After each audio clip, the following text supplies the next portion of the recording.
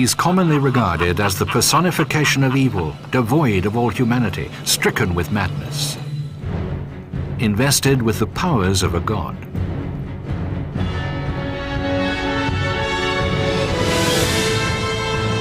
A god of greed and of gluttony.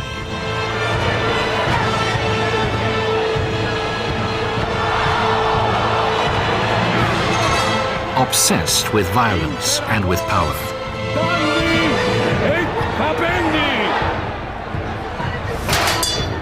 A god of war and genocide.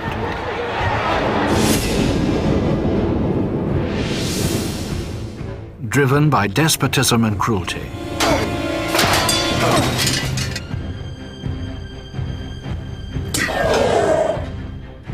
Who inflicted endless suffering, torture and death on thousands of people because of their faith. So, was Nero a monster?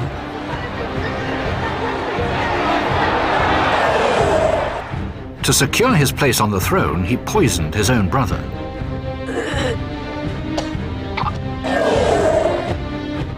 He murdered his mother in the lust for power. And out of caprice, he killed his wife. In a whim, he razed Rome to the ground, condemning his subjects to cruel deaths in the flames.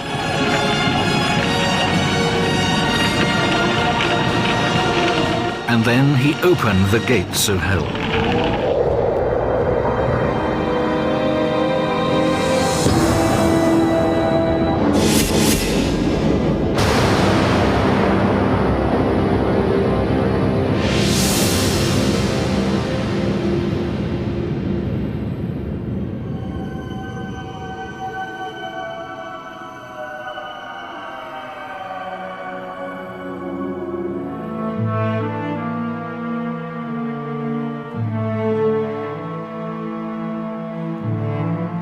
Rome, almost 2,000 years after Nero's reign. Only little remains of his rule. A handful of inscriptions, some busts and columns, and tons of time-honored rubble. As a result, modern historians rely largely on the chronicles of classical writers, such as Tacitus, Suetonius, and Cassius Dio to judge Nero. But were they reliable witnesses to Nero's life? And can their testimony be trusted?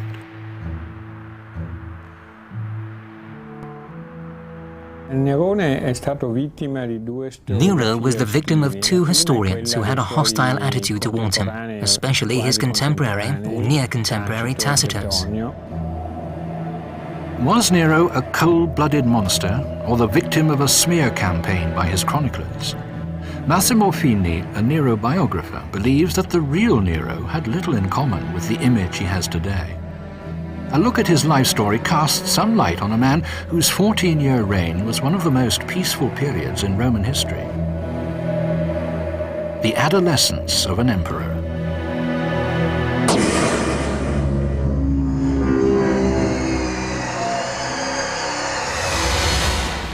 Rome, 54 AD.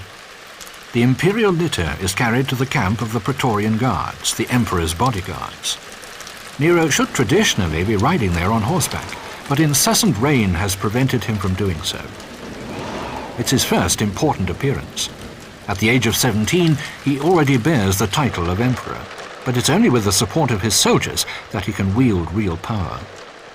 Nero, the ruler of one of the mightiest empires in ancient history, was still very young. But for a Roman emperor, the decisive factor was not experience or talent alone, but influence and family background. Nero's mother, Agrippina, born into the family of Julius Caesar and the Emperor Claudius, was predestined to a share in the might of Rome. Nero grew up with his aunt. He and Agrippina never had a normal relationship. Chroniclers portray this beautiful woman as ambitious, cold-hearted, and obsessed with power. It's said that Agrippina even seduced her own son, allegedly in the imperial litter. To Agrippina, Nero was probably little more than a ticket to power, a man to be kept as dependent as possible for her own purposes. And she was prepared to use any means necessary to achieve these ends. With Nero on the imperial throne, Agrippina wanted a share of his power. Nero's predecessor, the aging Emperor Claudius, had already fallen prey to Agrippina's seductive powers. He made her his wife and thus empress. She then persuaded Claudius to marry her son Nero to his daughter Octavia. But that was not enough for her. She even managed to talk him into adopting Nero, even though he had a son of his own, Britannicus. Then, having achieved her goal, Agrippina wasted no time in having Claudius poisoned, clearing the way for her son. Nero was made emperor, but Agrippina held the reins of power, and she openly flaunted her political dominance by having coins minted bearing her image. Although it was not recorded at the time, this coin must have caused quite a fuss in Rome. Never before had a woman been depicted like this. The front of a Roman coin had always been reserved for the ruler of the empire, but now Agrippina's title was on the front and Nero's merely on the back.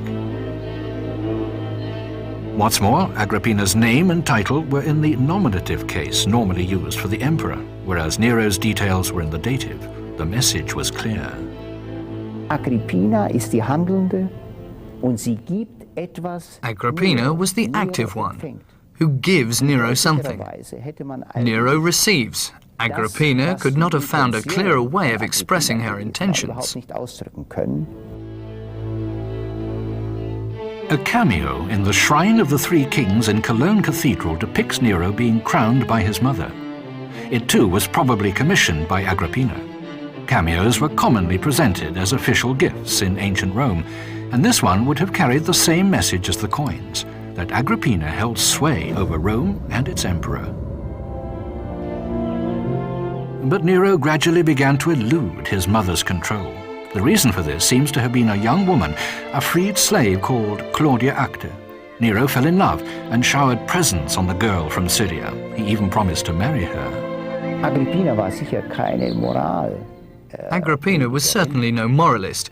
She probably would not have minded Nero having an affair. But it posed a threat to her if it meant Nero was being influenced in a manner she couldn't control.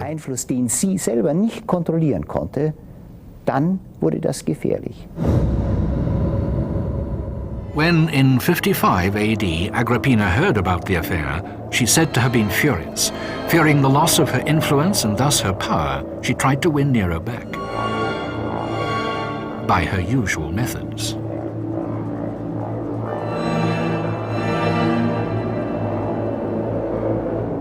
Of course, no one knows exactly what happened that evening.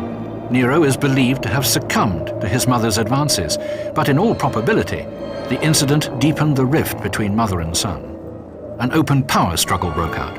Agrippina publicly questioned Nero's position and tried to put him under pressure. Viewed in the context of the Julian and Claudian families, this mother-son relationship was not all that unusual.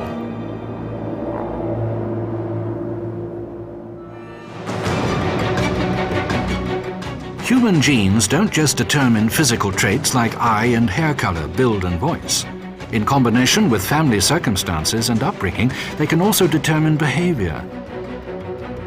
Nero's ancestors were unpredictable characters, prone to violence like the Ahenobarbus family, warriors like Mark Antony and Germanicus, touched by genius or madness like Caesar and Caligula. Trebuie să ne gândim în primul rând din ce familie. If we take a closer look at this family, we find that Nero's mother and father were known for their excessive lifestyles. In fact, that was true of the whole dynasty. In any case, his mother, Agrippina, had an incestuous relationship with her brother, Caligula. Era sora cu Caligula. Caligula, la rândul său, acuzat chiar de incest.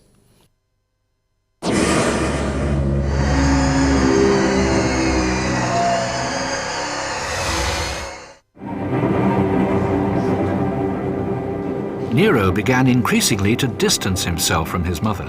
The Roman historian Tacitus says Agrippina threatened to groom Claudius's son Britannicus, in other words, Nero's stepbrother, as a rival for the throne. To prevent this, Tacitus wrote, Nero felt obliged to commit a most heinous act. In 55 AD, an official banquet was held in Rome in honor of Britannicus. Tacitus claims that Nero obtained a powerful poison from a woman renowned for her potions. And in order to bypass the food taster, Nero arranged for Britannicus to be served a very hot but non-poisonous drink.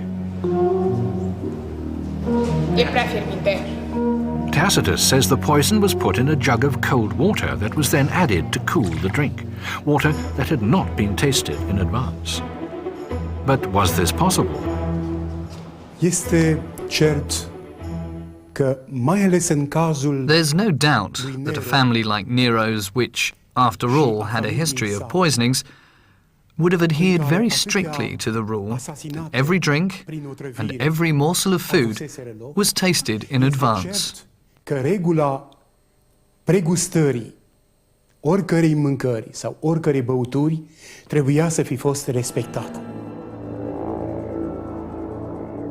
It hardly seems likely, therefore, that Britannicus could have been served a drink that had not been tasted, even water.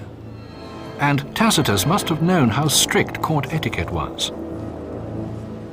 In this respect, at least, the chronicler's version of events must be viewed with some skepticism. Assuming Nero really did want to take Britannicus's life, wouldn't he have found a more discreet method somewhere in the sprawling palace?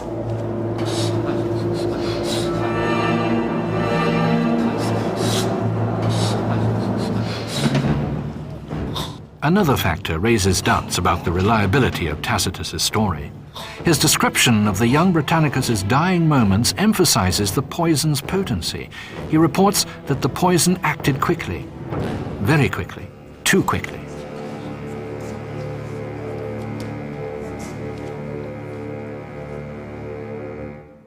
Ein Gift, das so schnell wirkt. In those days, snake venom was the only poison which could have worked as quickly as the report suggests. And we can be certain that snakes were not used, as in the case of Cleopatra.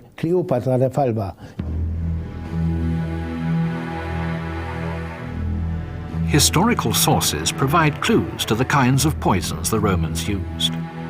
These include poisons based on hemlock or poppy seed.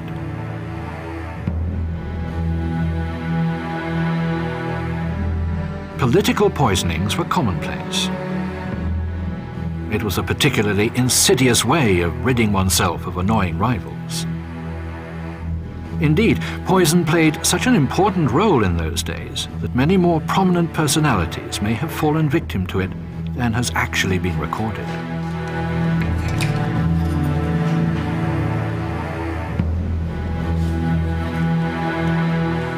All these poisons were highly effective and often tasteless. The symptoms they produced were similar to those of common illnesses.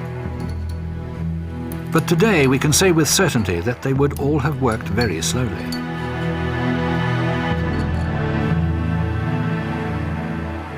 So, if Nero's stepbrother wasn't poisoned, how then did he die?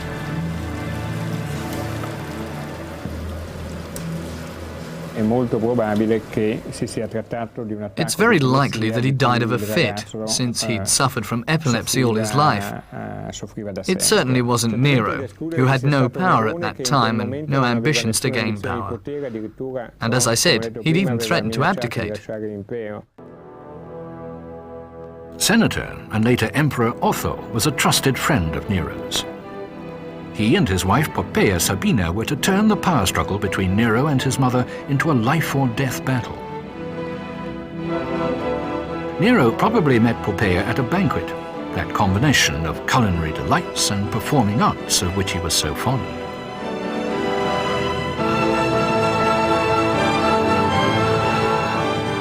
Like Nero, Poppaea loved dance and art, and she shared his taste for all things Greek. Chroniclers describe her as beautiful, charming, highly educated, and somewhat flirtatious. Otho may well have brought them together for his own personal gains. On account of the opulent and hedonistic life he had led since childhood, he was more corrupt than any other man in Rome, the Greek philosopher Plutarch wrote of Otho.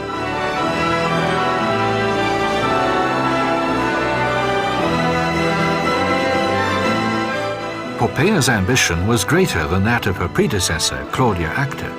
She wasn't content to be merely the emperor's mistress, she wanted to become empress. But she wasn't even from a senatorial family. and Nero was still married to Claudius's daughter Octavia. Nero's mother, Agrippina, must indeed have been deeply offended by her son's behavior, which contravened the code of honor of the House of Augustus, the Domus Augusta. Solange mit seiner Frau verheiratet war, naturally, Nero's hands were tied while he was still married, and he must have known that his mother would not accept an attempt to legitimize the relationship by remarrying. Durch diese Heirat nicht einfach hin akzeptieren würde. Agrippina still had plenty of allies and supporters. A public dispute with her would have been dangerous, even for Nero. So, in March 59 AD, he decided to get rid of his mother. An opportunity presented itself in the form of the Minerva festival, to which Agrippina was to travel aboard a brand new ship. Under absolute secrecy, Nero had a magnificent galley constructed with an ingenious mechanism that allowed it to be broken in two on command. The aim? To make murder look like an accident. But the ship carrying Agrippina sank too slowly, and she was able to swim back to the nearby shore.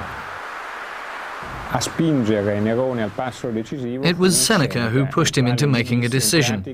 He told Nero, either you kill your mother or your mother will kill you. Faced with this choice, Nero decided to kill Agrippina. By now, Agrippina must have known who was behind the attempt on her life. The philosopher Seneca, the emperor's advisor and erstwhile tutor, was a bitter political opponent of Agrippina's. He played on Nero's fears of a possible coup and his mother's revenge until the young emperor came up with another plan. And when, as form required, Agrippina sent Nero news of her miraculous escape, Nero put his new plan into action. He dropped a concealed knife at the messenger's feet, crying, "An assassin! An assassin! Put him in chains! My mother has sent him to kill me!" The alleged attacker was led away.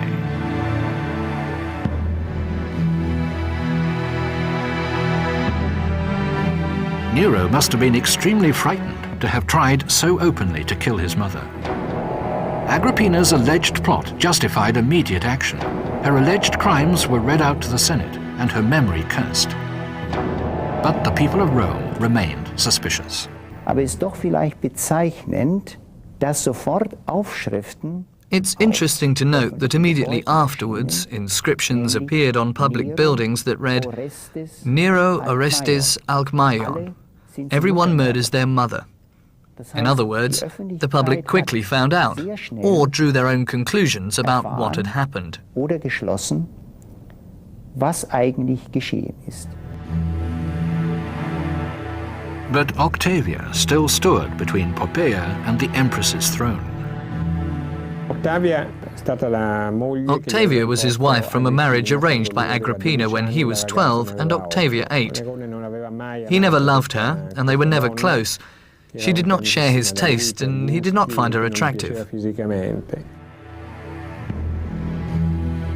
Nero claimed infertility as grounds for a divorce from Octavia, an outrageous move, since it's believed he never slept with her.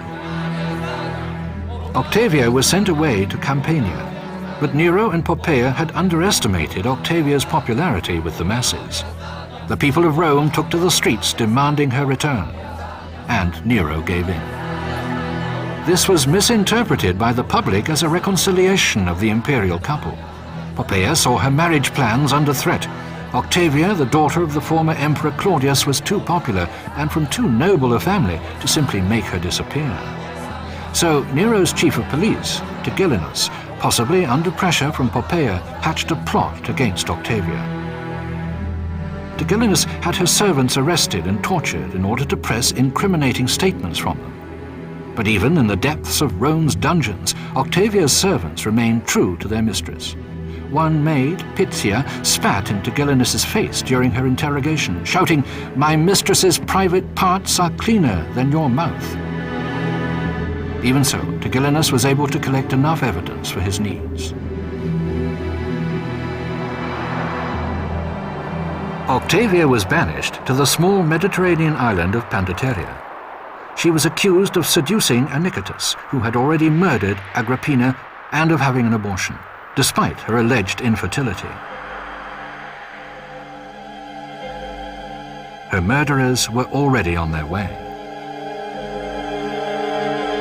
Tacitus's version of Octavia's murder is melodramatic. The historian becomes a storyteller when he claims to quote Octavia's last words. "Please don't hurt me. Spare me. I'm only the emperor's sister." Who would have told him this? Her assassins, maybe?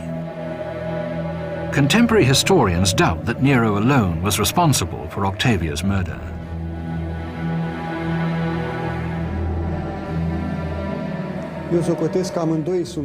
I think they were both guilty, but it was Poppaea who actually gave the order for Octavia to be killed. She was determined to marry Nero, and she was pregnant, so she wanted to clear the way for marriage and for becoming empress. A happy period was now to follow in Nero's life, at least according to his biographer Massimo Fini. Nero was a highly intelligent person, and so was Poppaea. They both loved Greek culture, they both loved life, and they enjoyed a harmonious sex life, so everything worked fine.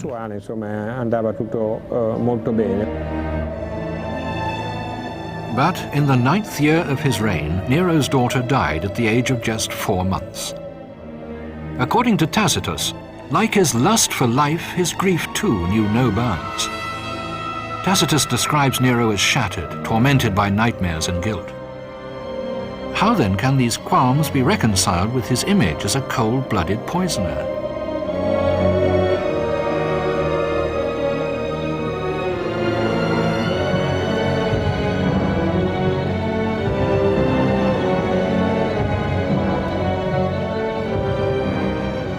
The funeral ceremony for her young daughter was to be one of Poppaea's last major public appearances.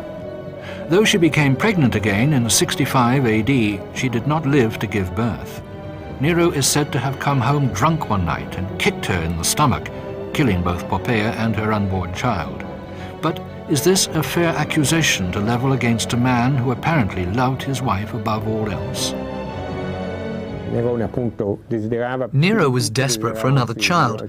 There's no way he could have committed a crime like that. Poppaea died, as has been proven, in a banal accident during pregnancy. So where does the truth end and the slander begin?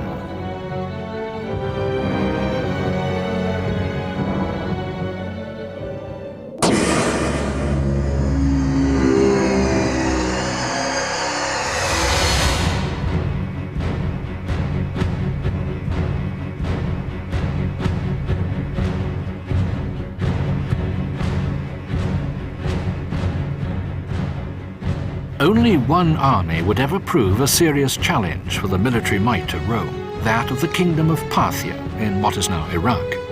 The two sides had been fighting over Armenia for 9 years. Just as Poland would one day find itself caught between Russia and Germany, so Armenia was tossed about between the two great powers surrounding it. But neither the Romans nor the Parthians wanted to simply annex Armenia, for this would have meant a protracted and costly war, probably for both sides. And so the King of Parthia and the Emperor of Rome contented themselves with trying to place their respective vassals on the Armenian throne. At first, the Parthians gained the upper hand. Their king, Vologeses, put his brother Tiridates on Armenia's throne, but this was unacceptable to Rome.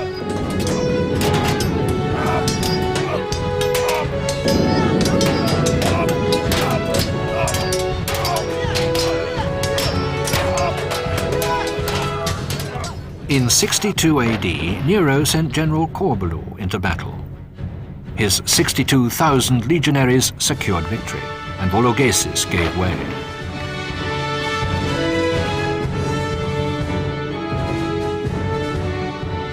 But Nero chose not to act like other conquerors in antiquity. He accepted the Parthian king's brother on the Armenian throne, on one condition, that he, Nero, would be allowed to crown him in a complex ceremony.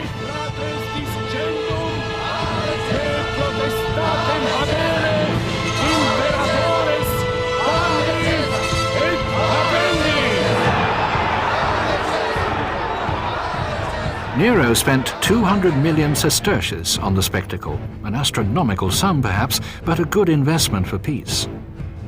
It was a solution both sides profited from. Nero could demonstrate his sovereignty over Armenia, and Vologeses had his brother on the throne. All sources of friction between the two powers were eliminated. This accord in particular shows Nero's desire for peace and his rejection of violence.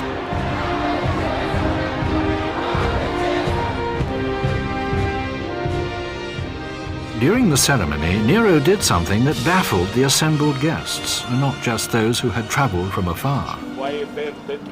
The crowd of several thousand witnessed a performance unlike any other by a previous Roman potentate.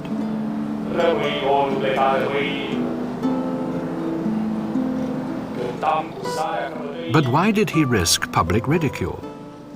On the one hand, Nero probably availed of every opportunity to make a public appearance. On the other, he may not have wanted to humiliate Tiridates entirely and viewed his show as a gesture of reconciliation. But there's more to it than that.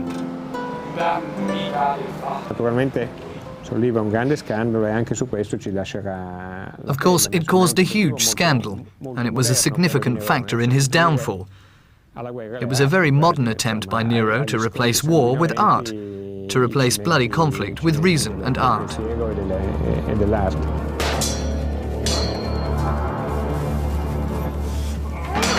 The Romans loved victorious warriors and blood in the arena. Panem et circenses, bread and circuses were key aspects in the lives of the Roman people. Indeed, the emperor was duty-bound to provide entertainment for the people. But Nero was repulsed by brute force and the sight of gladiators fighting to the death. So he abruptly banned such events, destroying an entire industry and a time-honored tradition with a single edict. Naturally, it brought him more enemies than friends.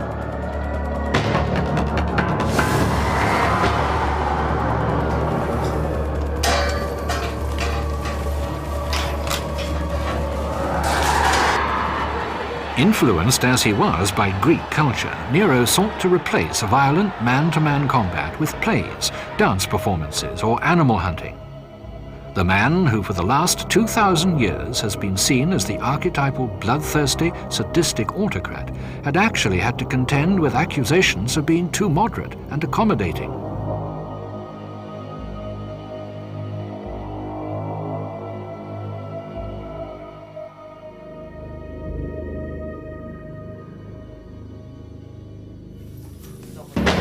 The people mocked him for being so meek.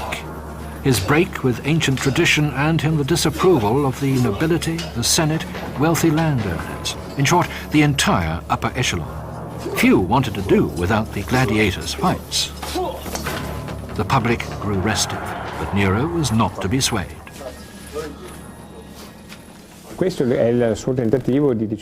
Why did he try to substitute the gladiators' fights, which were, after all, extremely bloody battles, with music, theatre, dance, with art? All his actions indicate that for him, art was something very important, every bit as noble as war, the great Roman myth of the time. It was his attempt to start a cultural revolution.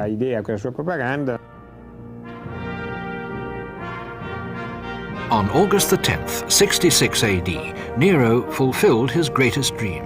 Ignoring his advisors' warnings of a plot at home, he set off for Greece.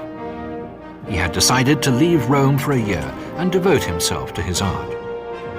Accompanied by thousands of men with string instruments, bows and theatrical masks, he marched in procession along the Via Appia. Their first stop was the port of Brindisi, where he set sail for Greece.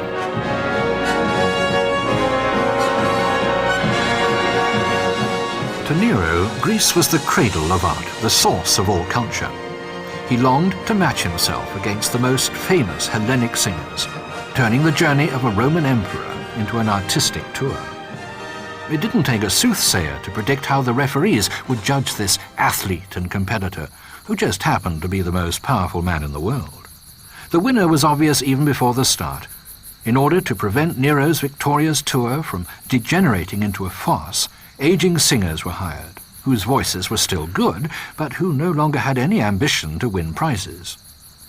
No one knows if the conceited artist Nero saw through this ploy.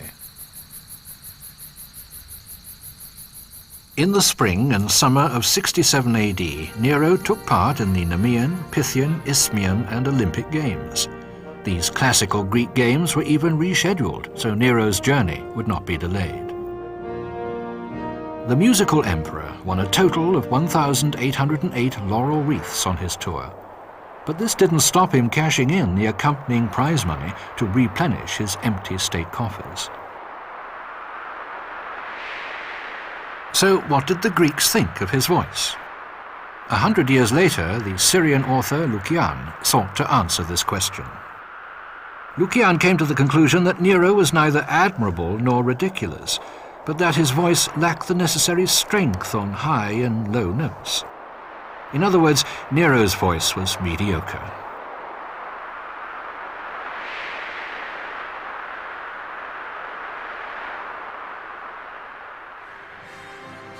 In mid-November, Nero wrote to all Greek cities inviting as many Greek citizens as possible to assemble in Corinth on the 28th of the month.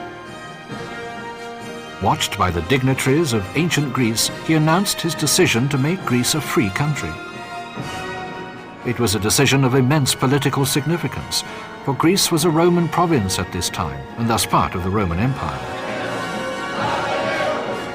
The essence of his message to the Greek notabilities was, other emperors have freed cities. Nero, however, will free an entire province. According to this declaration of independence, Greece would no longer have a Roman governor and would therefore be exempt from paying tributes to Rome.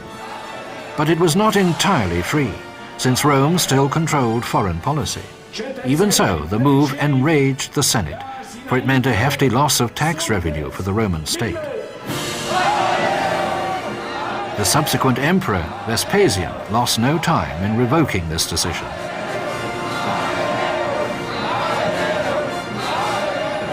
The Greeks, however, held fond memories of Nero.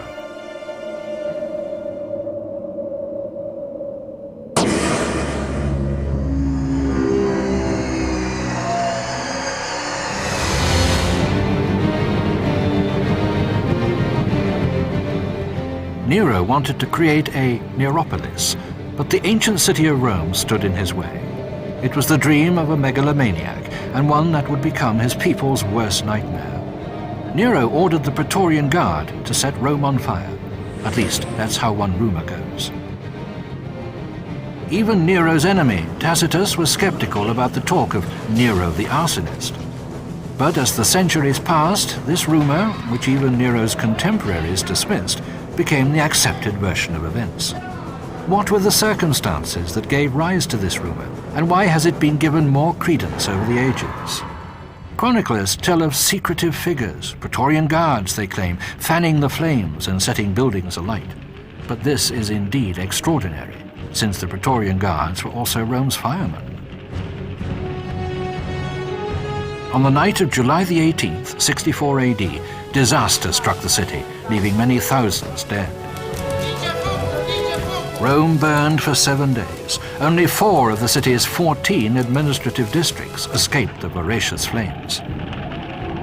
Das Feuer in der gesamten Stadt, diese Feuerwalze, die sich gebildet hat. Yes, the fireball that swept through the city must have had a burning power of several hundred megawatts, maybe as much as a gigawatt.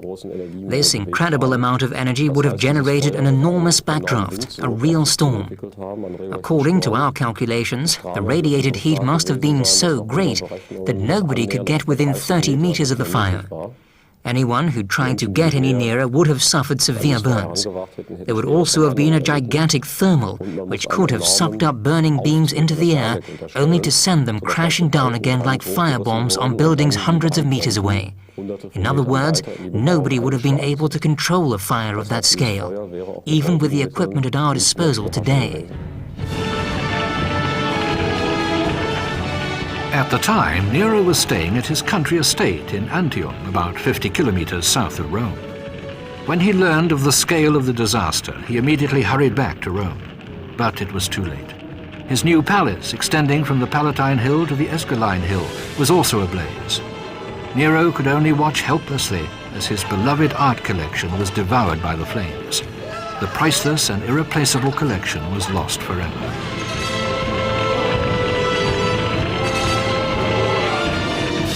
A century after the fire, the writer Cassius Dio would claim that Nero, dressed as a bard, had sung from the highest point of Palatine Hill while Rome burnt.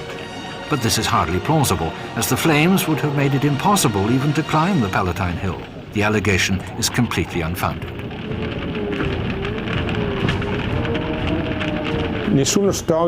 No ancient historian blames Nero for the fire.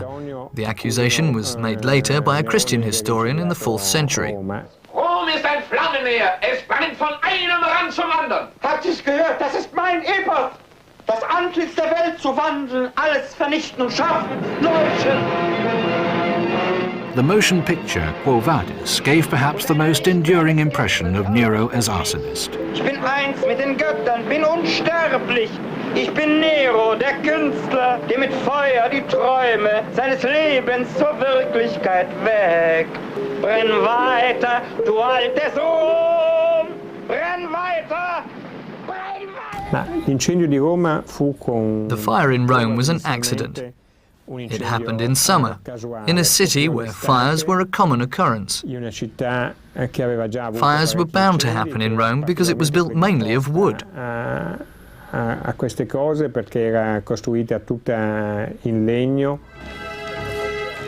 But what exactly could have started the catastrophe? What really happened on that clear, moonlit night in the year 64 AD?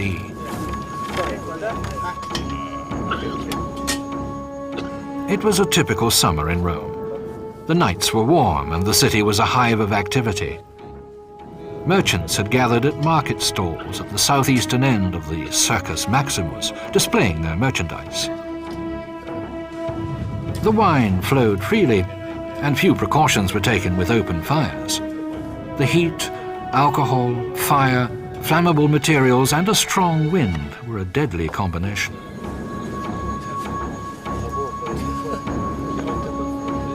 Perhaps the inferno was caused by carelessness or a drunken reveler.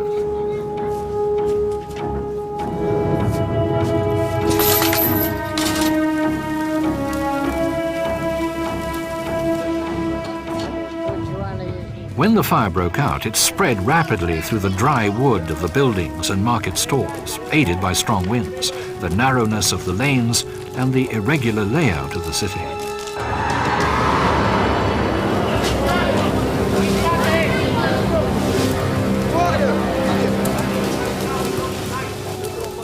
It's unlikely Nero was to blame for the fire. And there's another reason to suggest Nero was not the imperial arsonist of our history books. Această implicare psihologică a lui Nero.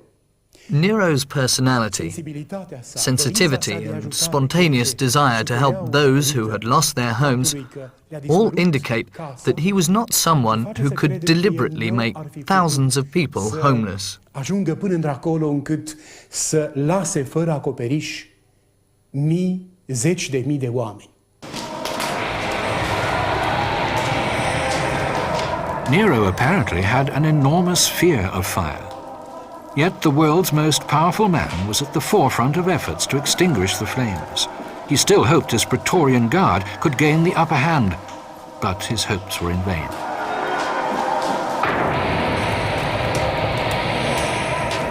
But if Nero was innocent, who were the mysterious arsonists? Man kann sich vorstellen, dass durch leitende Feuerwehrleute beordert Trupps unterwegs waren, die versucht haben. It's possible that senior firefighters ordered troops to burn or tear down buildings at wide streets and squares, so there would be nothing left to fuel the main fire when it arrived there half an hour or so later. Thousands of people were killed in the blaze. Many thousands more lost their homes. In their anger and desperation, the people cried out for a scapegoat.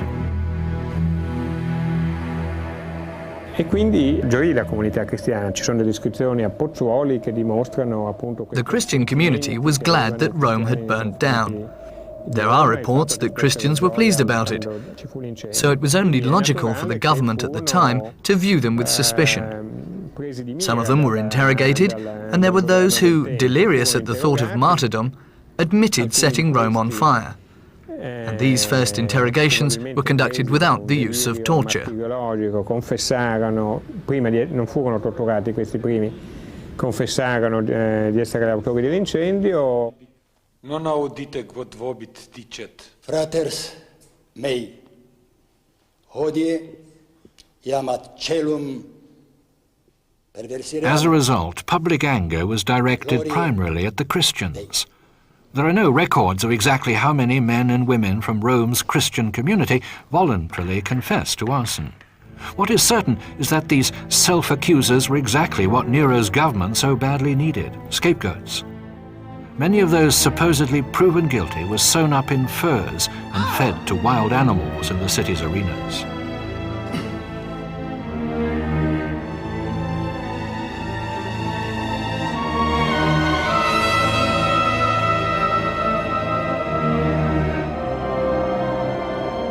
Most of them faced their deaths with serenity, viewing martyrdom as the passport to paradise and deliverance from a depraved world epitomized by Rome.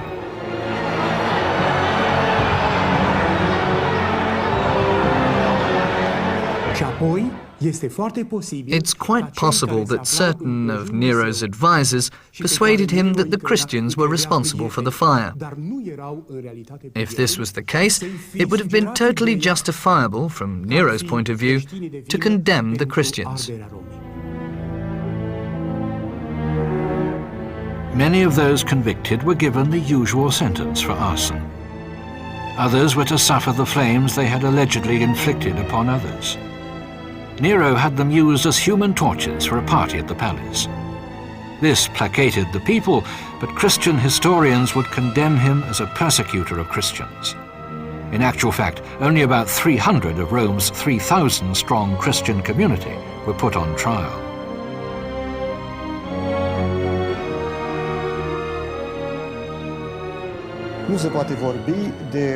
There are no grounds for accusing Nero of persecuting Christians. It was more of a spontaneous decision, made mainly to pacify the people of Rome.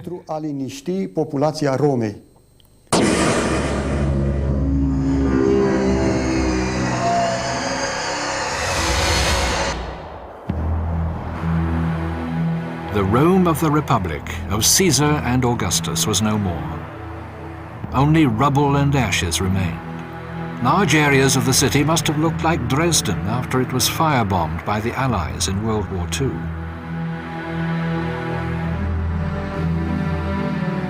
But Nero ensured that the reconstruction of Rome was organized perfectly. The narrow, twisting lanes were replaced by wide streets and straight blocks of houses. Ships brought corn up the river Tiber into the city, taking rubble with them on their return journey to reclaim the marshland of Ostia. And Nero commissioned a palace, or rather a whole city quarter full of luxury in the heart of Rome.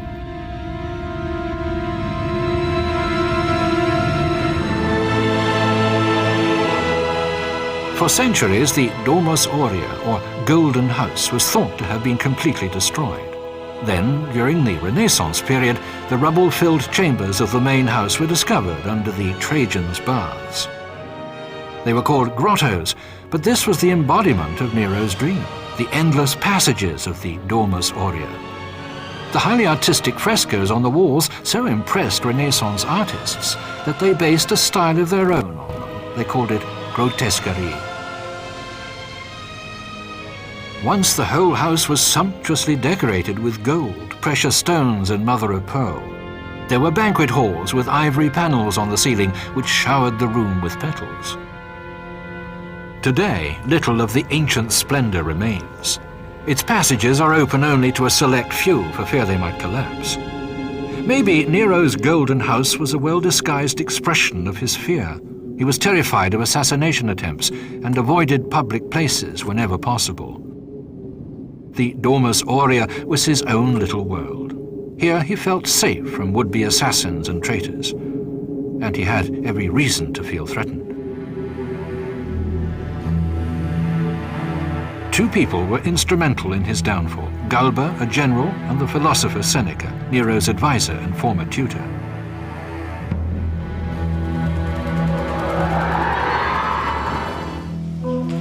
Perhaps Nero sensed that he was surrounded by conspirators. He was hated by the nobility, senators, and the Roman army for breaking with tradition and challenging established rights.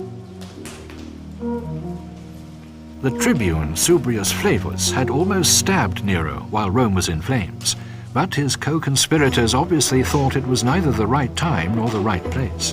The man who led the plot was Calpurnius Piso, but there was also a conspiracy among the conspirators. Piso was also to be killed to place a philosopher on the imperial throne, Seneca. The philosopher was widely respected, but he was by no means as innocent as he would have us believe.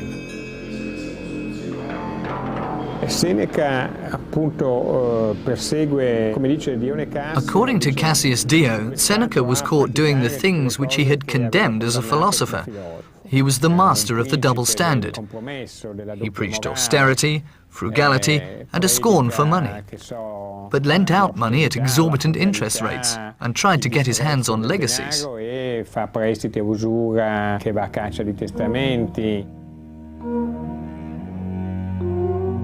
The conspirators planned to murder Nero on April the 19th, 65 AD, at the Temple of the Sun God near the Circus Maximus.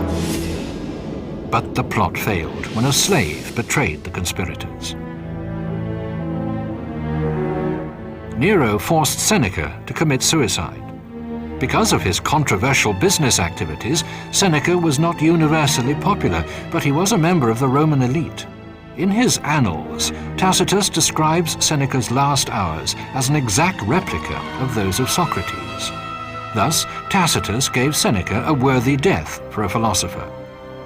In reality, though, Seneca suffered a slow and agonizing death, in which he slashed his wrists and took poison. But Nero's fury at Seneca's treachery was not without bounds, and he did not vent his anger on innocents.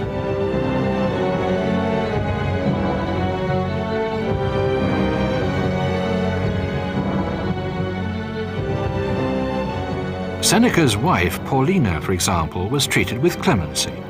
When she, too, had her wrists slashed, Nero ordered her wounds to be bandaged, allowing her to decide between life and death. When Paulina heard the order, she changed her mind about fame and martyrdom and chose life instead. She was to live for several more years.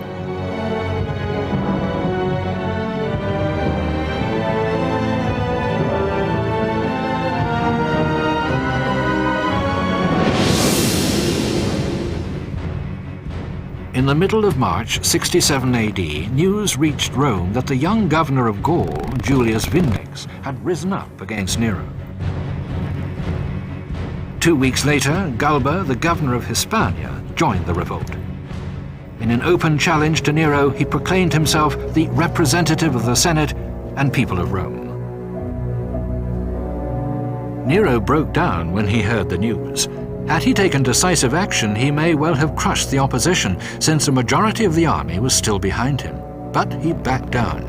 Nero's second Praetorian prefect, Nymphidius Sabinus, then added to the emperor's paranoia by feeding him false information. He persuaded Nero that almost all of his provincial governors had deserted him. It was a lie, of course, but Nero believed him. The interesting thing about Nero is that he was to some extent affected less by these external political revolts themselves than by his personal encounters. Nero fled to the country house of one of his servants. The renegade Sabinus offered 30,000 gold sesterces to every Praetorian guard and 6,000 to every legionary who would support Galba's bid to become the emperor. This then was the price placed on Nero's betrayal, but it was a price that Galba would never pay.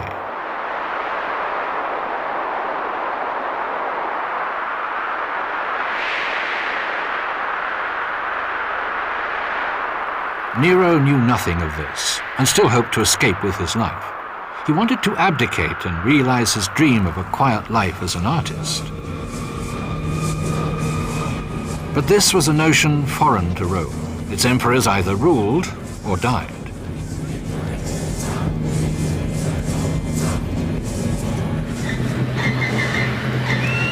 On the morning of June the 9th, 68 AD, Nero's henchmen set off. But Nero avoided the dishonor of a public execution by committing suicide. Allegedly, Nero's parting words were, "I have been cursed and shamed. This is not worthy of Nero. It is not worthy." In a situation like this, one must be calm, so pluck up your courage. When a legionary tried to cut off the dead Nero's head, he was stopped by a soldier called Isilus. He wanted the emperor's corpse to remain intact. Isilus had the body wrapped in a light cloak, a final mark of respect for a leader who had commanded respect and contempt in equal amounts during his 14-year reign. Many people remained true to Nero right to the end, and he was given a fitting funeral for a Roman emperor. His ashes were brought to the Domitian's family tomb at Pincio, where the church of Santa Maria del Popolo now stands. Shortly after his death, all traces of him were wiped out. Nero's monuments were torn down, his memory cursed, and his buildings destroyed. The Amphitheatrum Flavium, later to be called the Colosseum, was built on the site of an artificial lake Nero had built. The ancient chroniclers Tacitus, Cassius Dio and even Suetonius painted a false picture of Nero. The monster on the imperial throne never existed in that form. Nero was the product of both his age and his circumstances, hardly more cruel than his Roman predecessors or successors. He was a patron of the arts and an eminent statesman who, all too willingly, heeded the advice of hypocrites.